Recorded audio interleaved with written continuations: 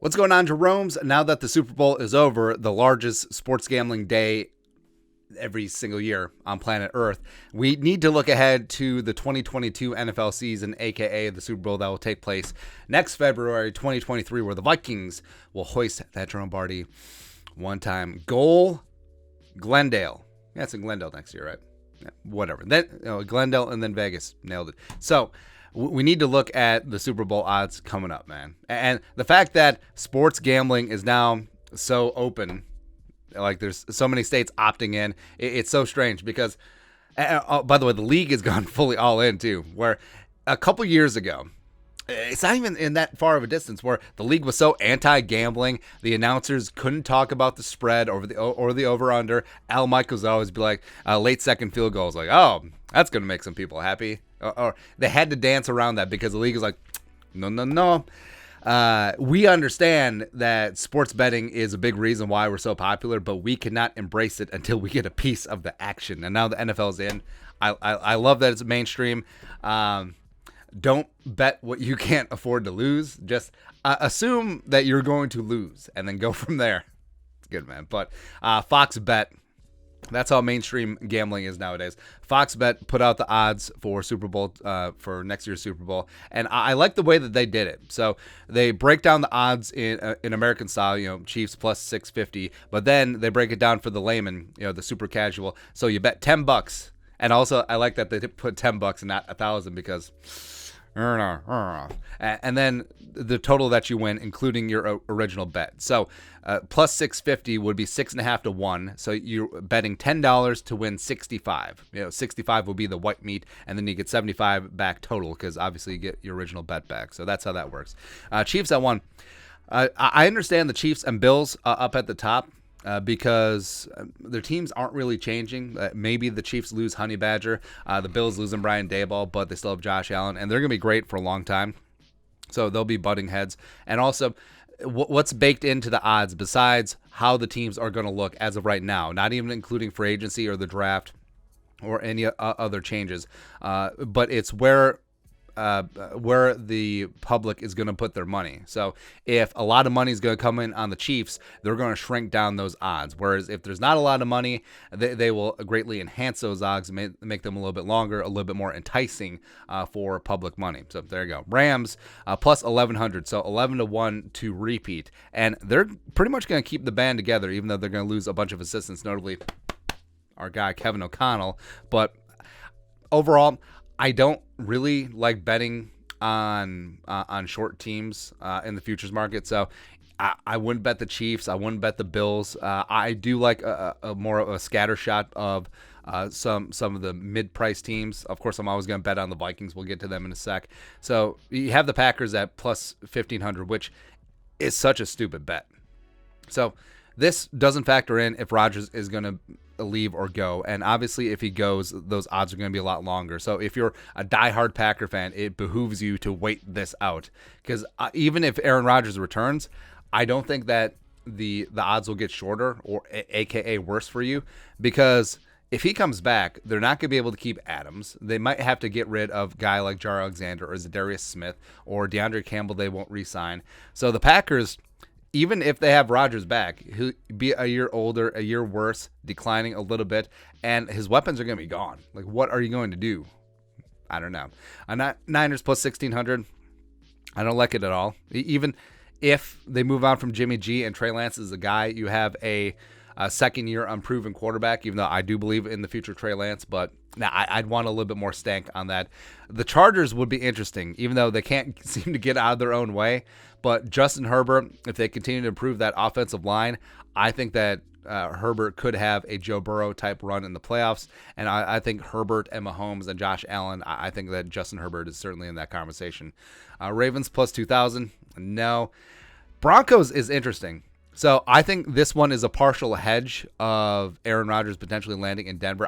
Otherwise, I can't explain why their Super Bowl odds will be on par with the Titans, with the Patriots. And like we said, this is the odds now. This isn't factoring in the future, but I mean, part of it could be because they don't. I don't think Vegas or Fox Bets, or I'm sure a lot of books are like this too, because Broncos' true Super Bowl odds are what, maybe plus 4,000. The same with the Vikings. So 40-1. They don't want people to jump in on the Broncos at 40-1 if Aaron Rodgers ends up in Denver, surrounded by all that weapons and talent with Nathaniel Hackett, because then those odds with Rodgers, if it's confirmed, it may drop down to Broncos plus, I don't know, plus 1,200, or probably Broncos plus 1,300.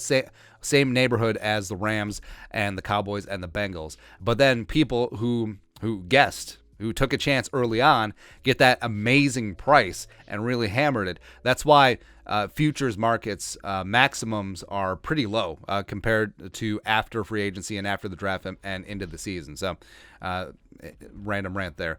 Let's see, Tennessee Titans. Yeah. I think this one is partially because of Rodgers as well. Then you got the Patriots plus 2,200. The Patriots is interesting to me. I mean, Mac Jones is only going to get better, and Belichick can still do the damn thing. Cardinals, I'm not touching the Cardinals at all, especially with how toxic the Kyler situation is appearing to be. Seahawks, no, especially if they lose Russ. Browns, no. Saints, obviously not. Dolphins plus 3,500. So then you get to the Vikings. So the Vikings are 40-1 to win the Super Bowl. So $10 will win you $410 total. So $10 to win $400. I don't understand this. I don't. And I'm obviously not going to complain about odds being longer than you would expect, because I think the true Viking Super Bowl odds are probably in the Arizona area, plus 2,500, so 25-1. So I'm not going to gripe about this. I am going to put a jelly bean or two on this right now, because I mean the Vikings, we turned into a meme and a trope, but the Vikings literally might have been the best 8-9 team in NFL history. So many close games against good teams just went the other way. The Vikings lost in overtime against the Bengals because the refs screwed.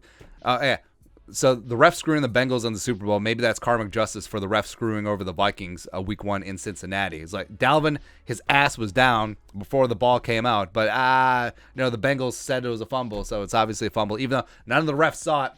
Whatever. Vikings hung in and went toe-to-toe with the Rams. So you have this team that, also within a field goal of the Cardinals, who started out 7-0, and also they beat the stupid Packers one of the games. Would have been twice, except then they trotted out Sean Mannion for the second one, but that's whatever there. So this team is extremely close. And the fact that the coaching staff was the one really holding back this team, the team wasn't buying in anymore, and there was mistakes in game and game management, and now you have Kevin O'Connell and this new staff coming in. Can they take this team to the next level? I certainly believe so. And could Kirk Cousins go on a Matthew Stafford type run? I think yes, especially since throughout their careers, Kirk Cousins and Matthew Stafford, Spider-Man pointing meme, and Jefferson is just he's just scratching the surface of his potential, even though he's been amazing his first 2 years. Only player in NFL history to have 3K receiving yards through 2 seasons, and he's only going to get better. So the fact that the Vikings are down here, the Vikings have worse Super Bowl odds than the Saints, who may have to start Taysom Hill. They have worse Super Bowl odds than the Dolphins, and it makes no sense. It makes no sense to me at all. I mean, the Bucs without Tom Brady, the Seahawks probably without Russell Wilson, the Colts with Carson Wentz. Are you kidding me? They have better Super Bowl odds. Well, better in shorter Super Bowl odds than the Vikings. I don't understand it. Like, how are the Vikings in the same tier as the Raiders and the Eagles, and then the Bears not far behind? It's just insane, man. But then the bottom, like the full-on YOLO ones. And don't laugh at these odds, because you're looking at the Texans, 150-1, plus 15,000. That's the same odds as the Bengals before coming into the season, because you had Burrow coming off the ACL. They were coming off a 4-win season, and they were 150-1. Because if the Bengals would have won the Super Bowl, that would have been horrible for the books in Vegas. It would have been akin to the 99 Rams, who I also think were they might have been 200-1 to win the Super Bowl, and then they ripped that thing off with Kurt Warner MVP season, baby. But yeah, I mean, we're gonna do bet on the Jaguars and the Giants. I mean, that's rough. Man, that's rough, man. But yeah, Vikings plus 4,000. Shut up and take my money. We're going in, baby. And I do this every year. I'll put a couple of jelly beans on the Vikings future. Also, stupidly, so something that my dad did is, so he was a big Twins fan, and every year he would put $50 on the Twins to win the World Series. Now in 87 and 91, it worked out, especially since both years their odds must have been long, because both years I think were worst to first. So the fact that he had two binks just bankrolled his entire, hey, I'm gonna put $50 on the Twins to win. Maybe that will work out for me and the Vikings, and maybe say I'll put $100 on the Vikings to win, and then I'll get 4 dimes back, and then that just bankrolls the next 40 years. Actually, it needs to cover the previous years, so it'll cover the next 30 years of degeneracy. It's good times, man. Good times. But your thoughts are thoughts. Taking a look at Super Bowl odds, way too early Super Bowl odds for next season, and the Vikings disrespected. But hey, this is disrespect that you can cash in, hopefully. But your thoughts are our thoughts. Let us know in the comment section below. Subscribe for daily Vikings takes. Want to support the work? Put a little something in the Venmo. But until next time, Skol, production value.